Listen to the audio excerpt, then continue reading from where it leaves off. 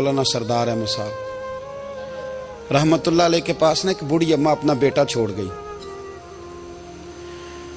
तो हजरत साहब ने को 2, 4, 5 महीने रखा। तो बाद में उसकी अम्मा को बुला के कहा कि भाई तू बेवा है, बेटा तेरा यतीम है, मैं नहीं चाहता कि इसका वक्त ज़ाया हो। ये पढ़ने वाला कोई नहीं, सारे नहीं भाई पढ़ने वाले होते। अब यहाँ उलमा बैठे हैं, मैं बेअदब भी ना हो जाऊं। कुछ पूरे 8 साल लगा के भी आ जाते हैं, सनद भी उनके पास होती है। नाराज ना हो जाना, ये तो सब अच्छे लोग हैं। सनद होती है पर पता पुता कोई नहीं होता। ये आला हजरत ने लिखी है बात। सनद होती है, पूरी डिग्री होती है, उस पर कई लोगों के साइन भी होते। तो बहुत सारे तालिब इल्म ऐसे होते हैं जो मदारस में कहते हैं मैं फाजल फलां हूँ, लेकिन कोई शय पास। तो मौलाना सरदार अहमद साहब मुहद्दिस आज़म पाकिस्तान रहमतुल्लाह अलैह उस बूढ़ी को कहने लगे तेरा बेटा कुंद देना है, पढ़ना पढ़ाना इसने कुछ भी नहीं, तो यतीम बच्चा है, कल को तू कहेगी कि मेरे बेटे ने वक्त ज़ाया किया तो वापस ले जा। बूढ़ी अम्मा रोने लग गई, कहने लगी मैं पढ़ाने तो नहीं लाई थी, मैं तो आपको रब का वली समझती हूँ, मैं तो नौकरी कराने लाई थी। नौकरी हजरत अनस बिन मालिक कहते हैं मेरी अम्मा भी हुजूर की बारगाह में दे गई थी। हुजूर की बारगाह में ये नहीं कहा था कि या रसूलल्लाह पढ़ा दें, हाँ हाँ मैं जिम्मेदारी से बात कर रहा हूँ। ये नहीं कहा था हुजूर मुजाहिद बना दें, ये थोड़ी कहा था कि या रसूलल्लाह सल्लल्लाहु तआला अलैहि वसल्लम से मुफस्सिर मुहद्दिस मुहक्किक मुफ्ती बना दें। हजरत अनस की अम्मा कह गई थी सोनिया जब तक ये रहेगा ना आपकी नौकरी करेगा, ये घर के काम काज करेगा, ड्यूटी करेगा, हुजूर ये आपकी नौकरी करेगा। तो मेरे महबूब ने फिर दुआ कर दी, अल्लाह इसे बरकत अता फरमा। तुम समझता है खिदमत वाला खाली रह जाता है? जितना जायका खिदमत वाले को मिलता है, जो उसके नसीब में आता है, वो किसी का नसीब कहां भाई। हजरत अनस कहते हैं हुजूर ने दुआ कर दी, बरकत की। मुझे तो खेती बाड़ी आती भी नहीं थी, पर लोगों के बाग में साल में 1 दफा फल लगता था, मेरे बाग में 2 दफा लगता था। हुजूर ने दुआ कर दी अल्लाह इसे औलाद दे। फरमाते हैं मेरे बेटे, मेरे पोते, मेरे नवासे, मेरी बेटियां, फरमाते हैं मैं जिंदा हूं और मेरी 100 औलादे मौजूद हैं। परेशान हो गया 100 सुन के बच्चे 2 ही अच्छे, 100 औलादे मेरी मौजूद हैं। हजरत अनस भी मौलाना सरदार अहमद साहब के पास ना छोड़ गई बच्चा, कहने लगी हजरत जी मैं को पढ़ाने के लिए थोड़ा छोड़ गई हूँ, मैं तो इसलिए छोड़ के गई हूँ कि आप मेहरबानी करें, खिदमत कराएं। तो हजरत जी कहने लगे कोई ऐसा काम ही नहीं, खिदमत वाला क्या कराऊं। कहने लगी पट्ठे पवा लिया करो जी। उन लड़ पेंदे ने, कहने ने बच्चे काम कर दें मदरसे का। हालांकि अब कहाँ बच्चे काम करते हैं, अब तो गुजर गया दौर, अब तो बच्चे काम कराते हैं। अब बच्चे भी नाराज हो रहे हैं, घूर घूर के देख रहे हैं। सही पहना हूं आपको, बच्चे काम कराते हैं, बच्चे कहाँ काम करते हैं।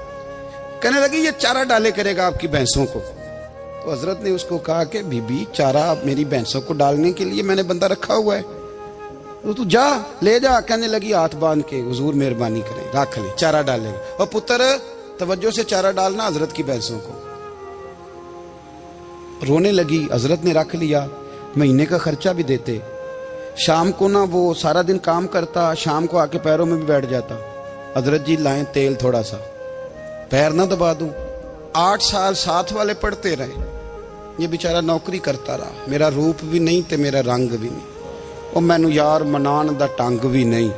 कभी कभी ना हजरत बिलाल हबशी फारग होते ना, तो नबी पाक की बारगाह में अर्ज करते हुजूर कोई काम तो नहीं, सारे हो गए, हुजूर जाऊं जरा, चले जाते। एक दिन सलमान फारसी कहने लगे या रसूलल्लाह ये बिलाल कहाँ जाता है। फरमाया जा देख के तो आ। हजरत सलमान वापस आए तो आके रोने लगे, कहने लगे सोनिया जब यहाँ से जाता है ना तो जाके सैयदा फातिमा की चक्की पीसनी शुरू कर देता, बीबी साहबा के काम करने लगता है, घर में जाके असनैन की ड्यूटी करता है, वहां भी काम यहाँ भी काम। वो चारा डालता रहा, उसने चारा डाला। हजरत मुहद्दिस आज़म की भैंसों को दस्तारे फजीलत का वक्त आ गया, सारे पगड़ियां सजा के आ गए, आज दस्तार होगी। ये ना पीछे होके बैठ गया, चूंकि पढ़ा ही नहीं था तो दस्तार का है कि दस्तार तो उसकी जो पढ़ेगा, हमने तो पढ़ा ही नहीं, हमने तो यार पढ़ा, घर पढ़ा, ड्यूटी करी। हजरत मुहद्दिस आज़म रहमतुल्लाह अलैह के यहाँ जब ऐलान होने लगा ना कि अब दस्तार होगी, तो हजरत ने पहला ऐलान उसका फरमाया। तो मजा वाला बंदा कपड़े भी कदी कदी बदलता है ना, वो कहता है जिस हाल में भी था मैं पलट के देखने लगा कि पढ़ा पढ़ाया तो है, कोई शय नहीं। तो ये माजरा क्या है, पीछे से उठ के आए, तो कहते हैं बाकियों की दस्तार किसी आलिम ने की, किसी सूफी ने की, लेकिन ये भैंसों को चारा डालने वाला जब आया तो मुहद्दिस आदम ने फरमाया पगड़ी के बाल को कोई हाथ ना लगाए, ये सारी दस्तार मैंने करनी है। और फरमाते हैं हजरत बाल भी देते जाते थे और आंसू भी बहाते जाते थे, माथा भी चूमते थे और फरमाते थे दस्तार के बाद चला तो नहीं जाएगा यार, मुझे तो इबादत भी नहीं रह गई, मुझे तो चाबियों को भी नहीं पता कौन सी कहाँ रहती है, जाएगा तो नहीं तू? तो रो पड़ा, कहने लगा सोनिया जाए तो वो जिसके पल्ले कुछ है हो, आता जाता तो है कुछ नहीं, मुझे किसने रखना है, मैंने कहाँ जाना है, इधर कहाँ तो इधर ही रहूंगा। वो उस तालिब इल्म के सारे उस्ताद भाई कहते हैं उसने दस्तार कराई, पढ़ा पढ़ाया कुछ नहीं, पर जो मसला अड़ जाता था ना, वो जो अड़ जाता था ना, वो जाके उससे पूछते थे तो किताबें खोलने की जरूरत नहीं पड़ती थी। हजरत बिलाल हबशी कभी सिपा सालार बने थे किसी जंग में, किसी सूबे के गवर्नर बने हो? बोलो तो सही यार। उनका तारुफ क्या था? नबी करीम के गुलाम। हुजूर के ना जो जाती मामलात थे ना, 20 अंसारी नौजवान थे जो हर वक्त नबी पाक के पास खड़े रहते थे कि हुजूर को हुक्म करें। 20 और 34 से लेकर 40 तक गुलाम हर वक्त हुजूर की बारगाह में रहते। हजरत बिलाल हुजूर के जाती मामलात की खिदमत करते थे। कोई ऐसी वो जो तबलीग की या दावत की या जंग की या जिहाद की कोई ड्यूटी नहीं वो करते, जाती खिदमत सरकार की। हजरत उमर फारूक वो शख्स हैं कि जिन्होंने कभी किसी बंदे को खातर में नहीं लाए वो, लेकिन जब हजरत बिलाल आते थे ना तो जनाब उमर उठ के खड़े होते थे, कुर्सी छोड़ते थे और फिर एक नारा लगाते थे, कहते थे या बिलाल अंता सैयदुना, बिलाल तू हमारा सरदार है यार, तू हमारा। यानी इश्क का ज़ौक पूरा करना उन्हें भी आता था।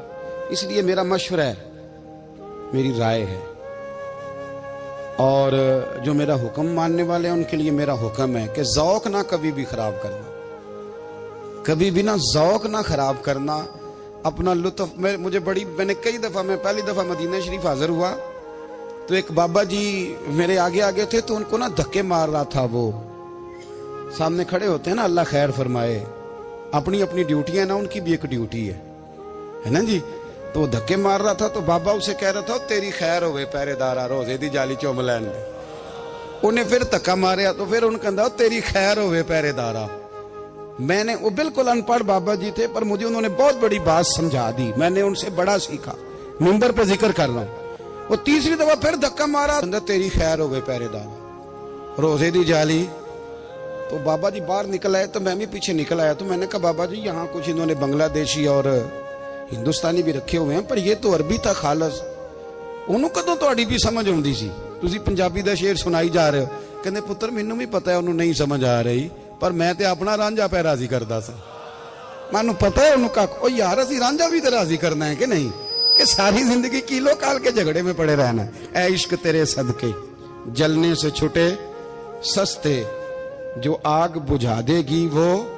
और एक जगह पे आला हजरत कहते हैं जान दे दी वादा दीदार पर, हमने जान दे दी। हाँ, खाली उसने वादा किया था कि आऊंगा, आया नहीं था, पर जान हमने पहले दे दी। तो इसलिए ना ज़ौक, शौक, प्यार, वारफ्तगी, मोहब्बत असातिज़ा के लिए, बुजुर्गों के लिए, उलमा के लिए, मशाइख के लिए, बड़ों के लिए ना ज़ौक ना कभी खराब होने पाए। अल्लाह आपको सलामत रखे। और कुछ दुआएं मैंने दे दी हैं, कुछ अल्लाह जानता है मेरे दिल में है, वो मैं देता रहता हूँ। अल्लाह आपको हमेशा शाद व आबाद फरमाए।